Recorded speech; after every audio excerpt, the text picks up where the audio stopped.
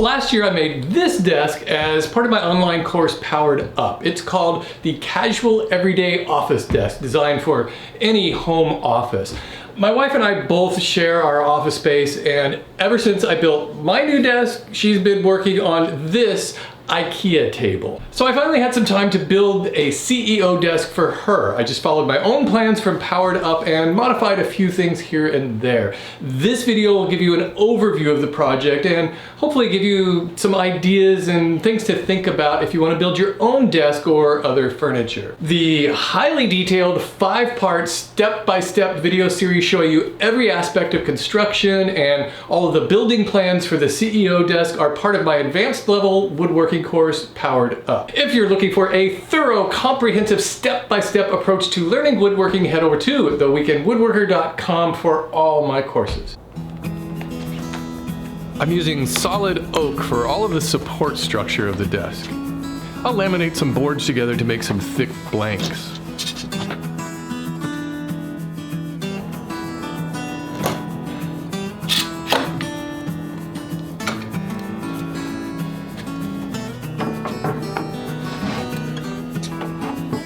For any of the pieces that aren't going to show, I'm using inexpensive pine boards.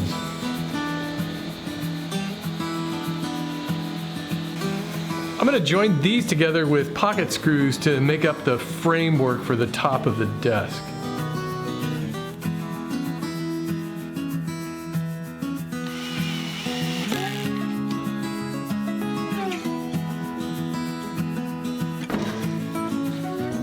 I'm using 1/2-inch inexpensive plywood for the underside of the desktop.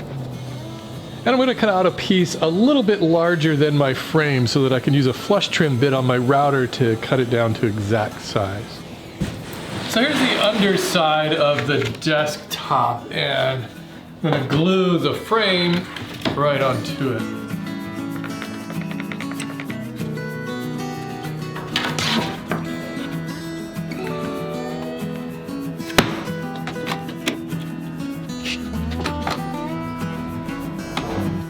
I'm building this top using a torsion box construction. What that means is I've got some inexpensive plywood on the bottom, some inexpensive boards to frame it out. I'm going to use some inexpensive boards to make up a grid work inside of this box, and then I can use my 1/4-inch cherry plywood for the top. That way it saves me a lot of money on building materials. I can use mostly inexpensive lumber and just that thin sheet on top.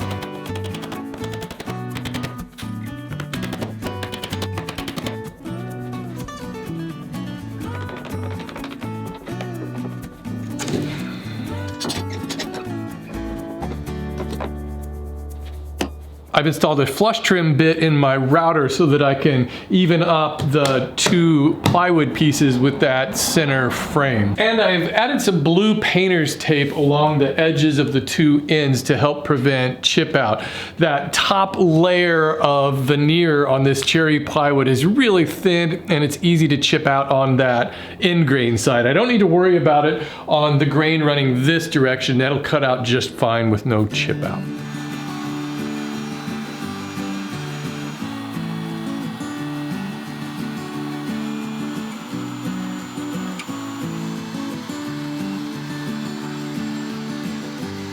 I've cut some edge banding out of solid oak and I'll just glue it onto the edges.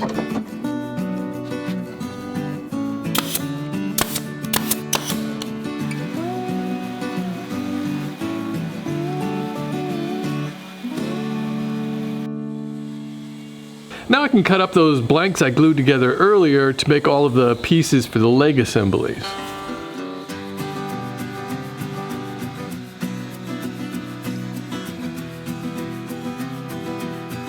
On 2 of these rails, I want to put a couple of pocket holes going this direction. These are going to hold the top of the desk in place. The leg assemblies are a frame and panel construction. So I'm going to use my router to cut a groove on these pieces to hold the panel in place. The side panels don't go all the way to the floor, so I need to stop this groove on the stiles before it gets to the end.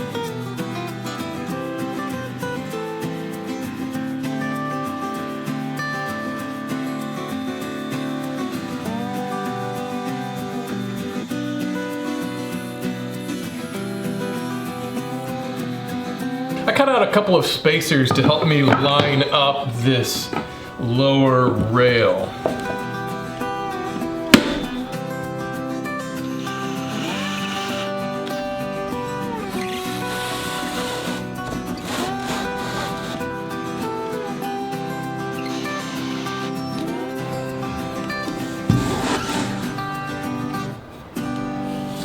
I'm going to attach these two boards inside two of the panels so that I can attach the full extension drawer slides to them.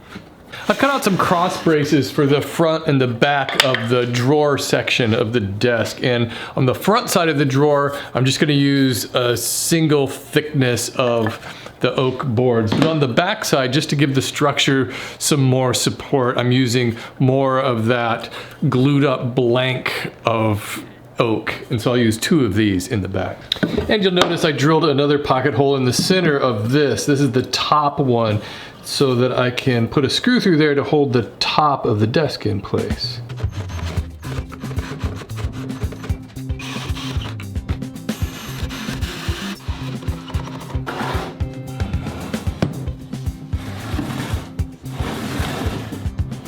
I got some full extension drawer slides for the cabinet, and installing drawer slides is just one of my least favorite things in the world to do. It always seems really tedious and difficult, but I saw a video last week by Anna White, and she showed a method that she uses where she installs the cabinet members first and then builds the drawer to fit the slides, and I just think that sounded like a great idea. I'm gonna give it a try on this project. I'll include a link to Anna's video down in the description so you can get a better idea of how this works.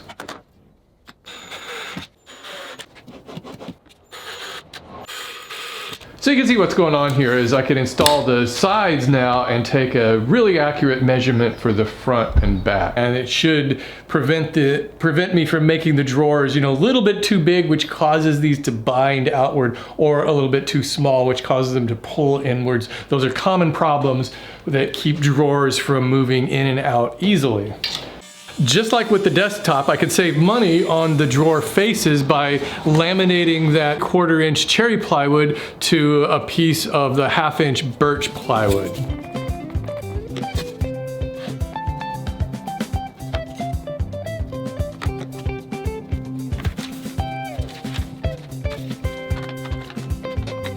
So basically that just gives me the illusion of a much thicker board for the faces of these drawers. Now all I need to do is cut these down to their exact sizes. I've got some dado blades set up in my table saw so I can cut some rabbets along the edges of the drawer sides and back.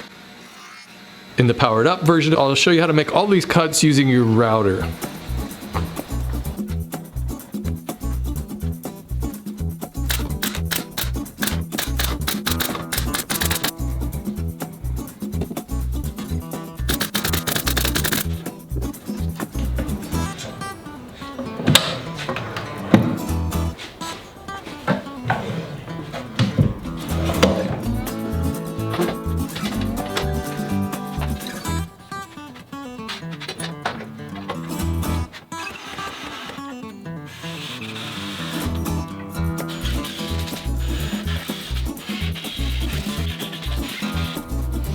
I'm finishing everything with an oil-based polyurethane.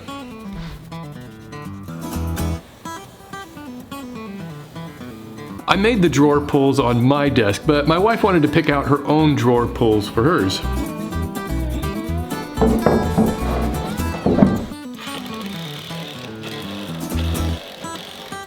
Well, I hope you guys enjoyed the project, and of course one thing always leads to another, and now I've got to build a new printer stand and something for this mess over here that is the modem and router and all that nonsense. Anyways, thanks for watching, everybody.